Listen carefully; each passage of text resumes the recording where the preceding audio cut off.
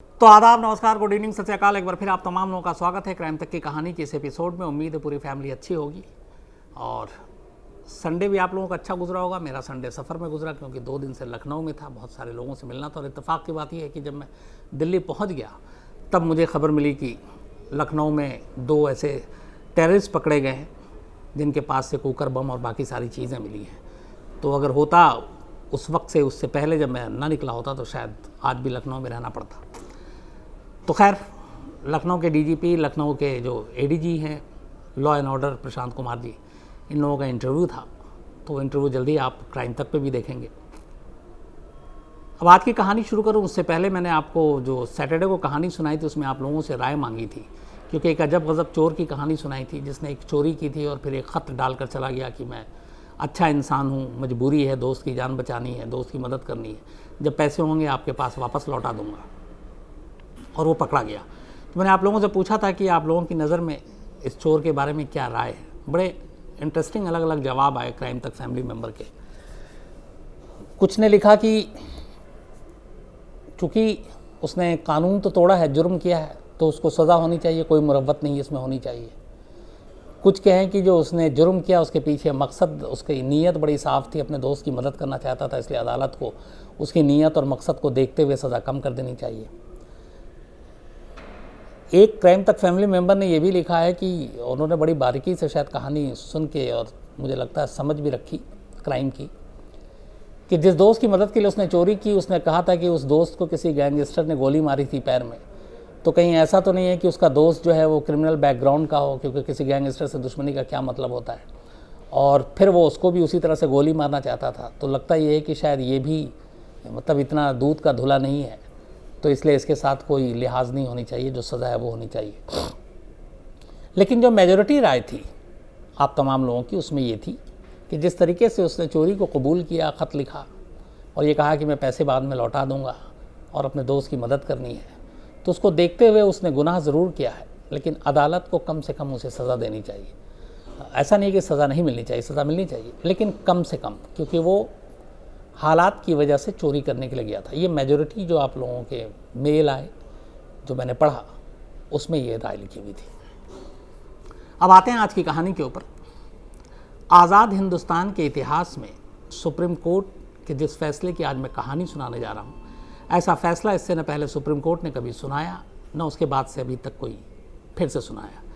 तो इकलौता मामला है जिसमें सुप्रीम कोर्ट ने पहले एक फ़ैसला सुनाया, फिर उसने अपने ही फैसले को पलट दिया।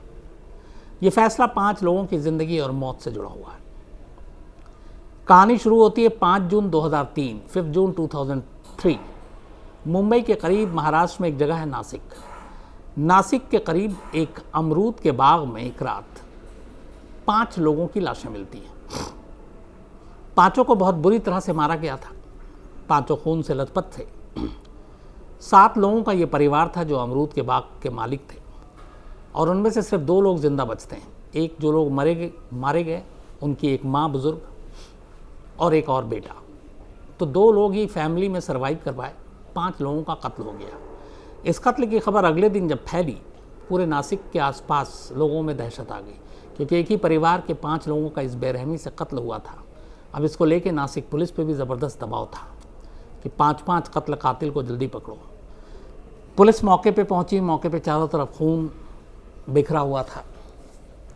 सारी तफ्तीश की और कातिल तक नहीं पहुंची। इसके बाद अब चूँकि 2 विटनेस थे उस रात, 5 लोग मारे गए, 2 ही जिंदा बचे थे, एक बुज़ुर्ग लेडी और एक उसका बेटा। तो पुलिस ने उनसे सबसे पहले, क्योंकि ये चश्मदीद भी हो चुके थे अब, तो उनसे जब पूछताछ की तो उन लोगों ने बताया कि 7 से 8 लोग रात को अमरूद के बाग में आए थे। उनके पास चाकू था, हंसिया था, डंडे थे, और चूँकि अमरूद के बाग में एक तरह से वो हट बनाकर ये लोग रह रहे थे। तो उसने बोला उस वक्त झोपड़ी में बिजली नहीं थी, अंधेरा था, और वो जो 7-8 लोग आए थे सभी हिंदी बोल रहे थे, और वो कह रहे थे कि मुंबई से आए हैं। और उन्होंने बैटरी से चलने वाला एक टेप रिकॉर्डर भी अपने साथ लाया था, जिसमें बड़ी तेज़ आवाज़ आ रही थी गाने की। और इसके बाद उन लोगों ने एक एक करके घर के तमाम लोगों को बंधक बनाया। पहले करीब 6,500 रुपये और गहने, कैश 6,500 ही था, वो उन्होंने लूटे। उसके बाद वहीं बैठ कर उन लोगों को बंधक बनाकर शराब पी, शराब पीने के बाद एक एक कर परिवार के लोगों पे हमला किया, उसमें महिलाएं भी थीं, और फिर उन तमाम लोगों को मारने के बाद, बल्कि उनका ये भी इल्ज़ाम था कि उनमें से कुछ महिलाओं को एक दो मारने के बाद उनके साथ रेप किया, और फिर वो लोग वहाँ से चले गए। उन्होंने ये भी बताया कि हालांकि अंधेरा था, लेकिन जो 7-8 लोग आए थे उनकी उम्र देखने से लग रही थी कि 14-15 साल से लेकर करीब 45-48 साल तक के लोग थे। अब ये विटनेस का बयान था, दोनों जो बच गए थे। इसके बाद पुलिस ने अपनी तफ्तीश शुरू की, बाग में बिखरे हुए खून और ये सारी चीज़ें देखी, और उन्होंने वहाँ से हंसिया, डंडे, ये सब भी खून से लथपथ सने हुए बरामद किए, हाथ के निशान भी लिए। इसके बाद अब पुलिस ने लोकल गैंग के ऊपर ज़ीरो इन किया कि लोकल जो बदमाश क्रिमिनल हैं उन लोगों का काम हो सकता है जो लूटपाट करते हैं। ऐसे करके बहुत सारे लोगों को उठाया, उनसे पूछताछ की, पता चला वो उस रात कहीं और थे, उन्हें छोड़ा, कुछ लोगों को पकड़ा। इसी तरह करते करते पुलिस ने बहुत सारे क्रिमिनल की, जिनको पुलिस को शक था कि उनका इस वारदात के पीछे हाथ हो सकता है, अपने कब्जे में लिया और उनकी तस्वीरें उतारी। इसके बाद पुलिस ने कुछ लोगों की तस्वीर उस महिला को दिखाई, बुजुर्ग, और उनके बेटे को। उनमें से उन्होंने 4 तस्वीरों को देखकर पहचान लिया कि ये 4 वो थे जो उस रात वहां आए थे। पुलिस ने उन 4 को उठा लिया। कुछ दिन बीता, लेकिन फिर वो 4 आज़ाद हो गए और उनका कोई पता नहीं कि वो 4 कौन थे, और विटनेस ने पहचाना, फिर भी उन्हें छोड़ दिया गया। बात आई गई हो गई। अब इसके बाद 3 हफ्ता बीत जाता है। 4 जो सस्पेक्ट थे, जिनको पहचान भी लिया था लेडी ने, उनको तो छोड़ दिया गया। करीब 3 हफ्ते बीत गए। 3 हफ्ते के बाद अचानक नासिक पुलिस करीब मौका वारदात से 300 किलोमीटर दूर जाती है एक गांव में, और वहां जाने के बाद वो कुल 6 लोगों को गिरफ्तार करती है। नासिक से 300 किलोमीटर दूर एक गांव में। ये गांव शिंदे एक कास्ट हैं, उनकी बस्तियों का था, बहुत ही ये लोग आदिवासी जाति से ताल्लुक़ रखते थे और उनका था।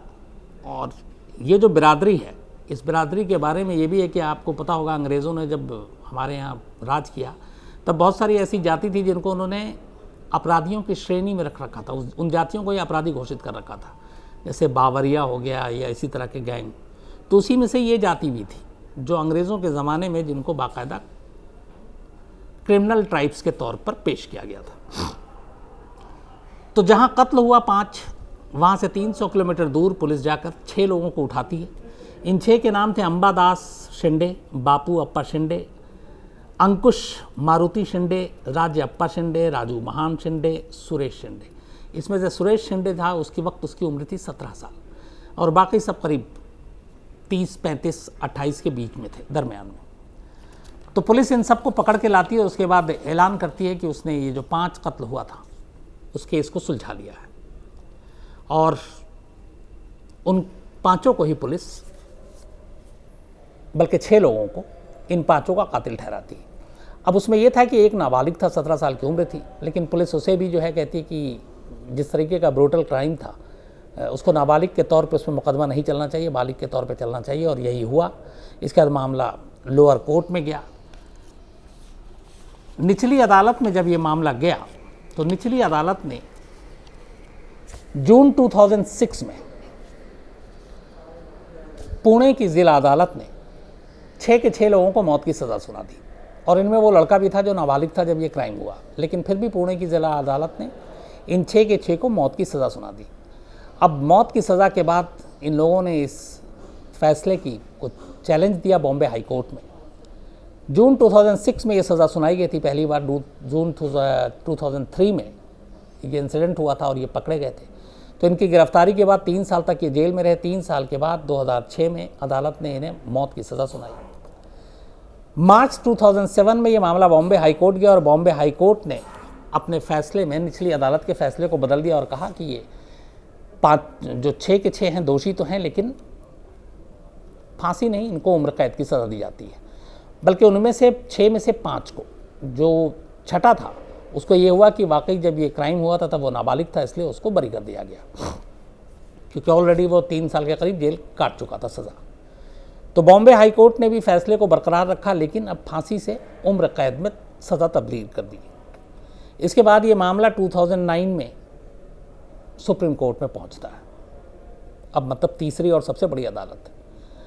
अप्रैल 2009 में supreme court Bombay high court के इस फैसले को तो बरकरार रखती है कि ये पांचों दोषी हैं, लेकिन उस फैसले को पलट देती है जिसमें फांसी की सज़ा को उम्र कैद में बदल दिया गया था। सुप्रीम कोर्ट कहती है कि ये इतना हीनियस क्राइम है, एक ही परिवार के 5 लोगों को जिस तरह मारा गया, उसके लिए ये रेयरेस्ट ऑफ रेयर केस है और इसके लिए इनको फांसी होनी ही चाहिए। तो 2009 में फिर से सुप्रीम कोर्ट ने इन 5 को फांसी की सज़ा देने का फैसला किया और अब इसके बाद लगा कि इनकी फांसी तय है। इस दौरान में इनके वकील ने राज्यपाल से लेकर राष्ट्रपति तक दया याचिका दी, माफ़ी मांगने के लिए बात की, उम्र कैद में सज़ा तब्दील करने की बात की, लेकिन कुछ नहीं हुआ। 2009 से 10 साल गुजर गए, 2019 आ गया। 2019 से पहले 2018 में इन लोगों ने जब 2009 में सुप्रीम कोर्ट ने इनको फांसी की सज़ा सुनाई थी, उसके फ़ौरन बाद ही एक तय मियाद के अंदर उसी सुप्रीम कोर्ट में एक रिव्यू पिटीशन दाखिल किया था, पुनर्विचार याचिका, जिसका मतलब ये होता है कि अदालत आप अपने फैसले पे एक बार दोबारा गौर करें, जो फैसला दिया उसको देखें, पलट सकते हैं तो।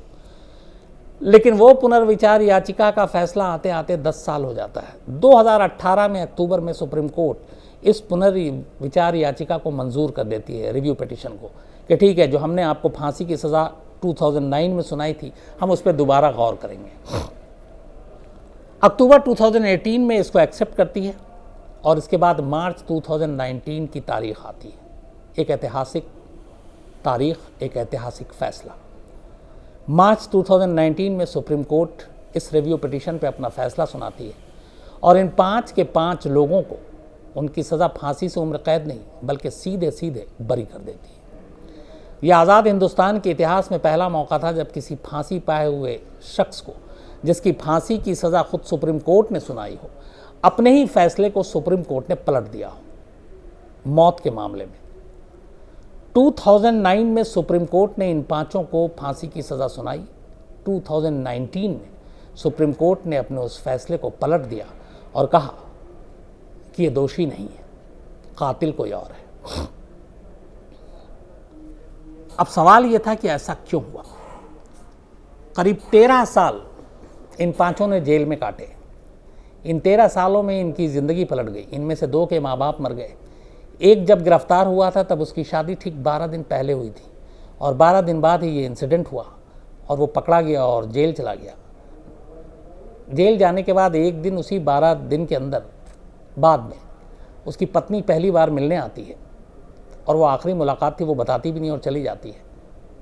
और बाद में वो दूसरी शादी कर लेती है क्योंकि उसे मालूम था 5 लोगों का कत्ल हुआ है और ये अब जेल से तो कभी ज़िंदगी में आएगा नहीं। उसकी शादी को सिर्फ 12 दिन हुए, उसकी ज़िंदगी बर्बाद हो जाएगी। घर वालों का दबाव था तो उसकी बीवी उसे छोड़कर दूसरे शादी कर लेती है। 2 के माँ बाप मर जाते हैं।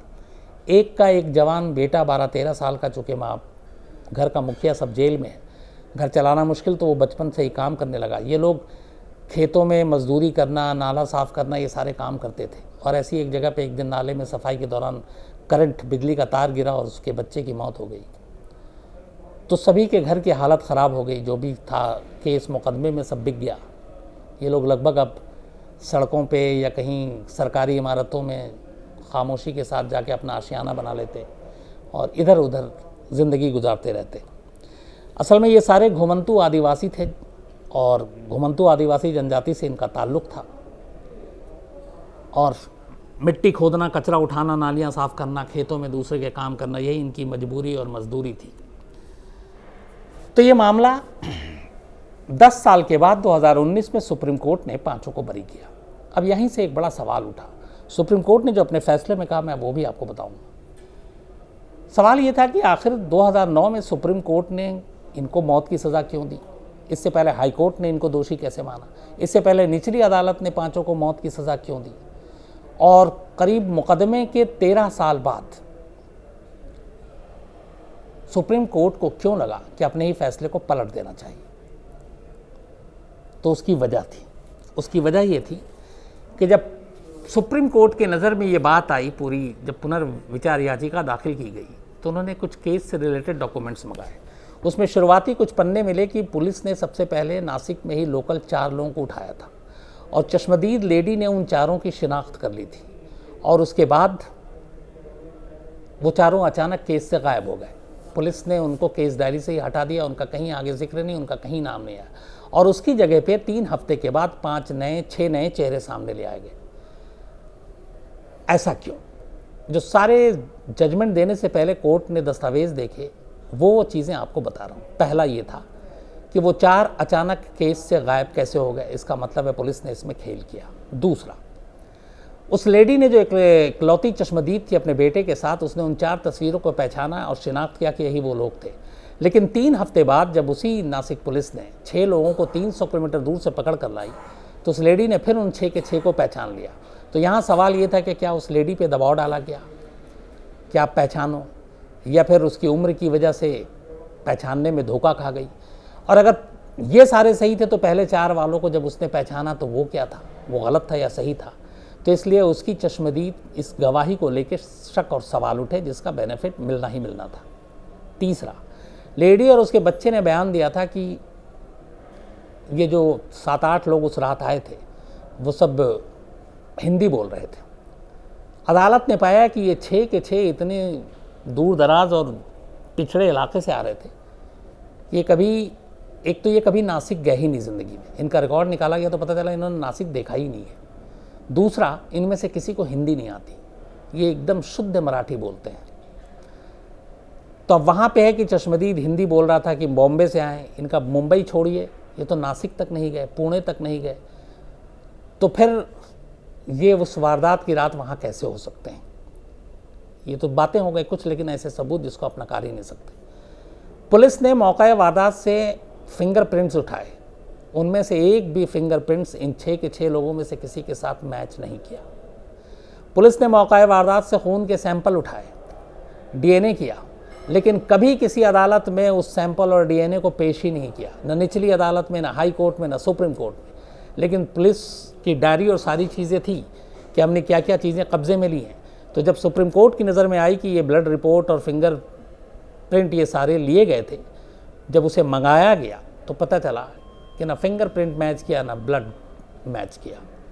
इसका मतलब है कि वो खून किसी और का था, कातिल कोई और था।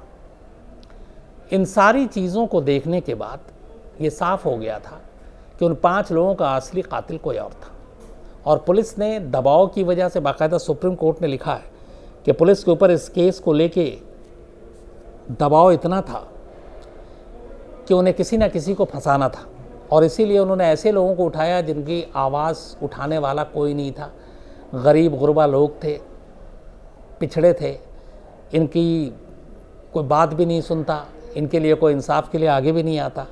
तो इसीलिए सुप्रीम कोर्ट ने बाकायदा कहा कि अदालत ने उन्हें दोषी मानने की ज़बरदस्त भूल की, और इस मामले में ना तो ईमानदारी से जांच हुई और ना ही निष्पक्षता से मुकदमा चलाया गया, यानी फेयर ट्रायल हुआ।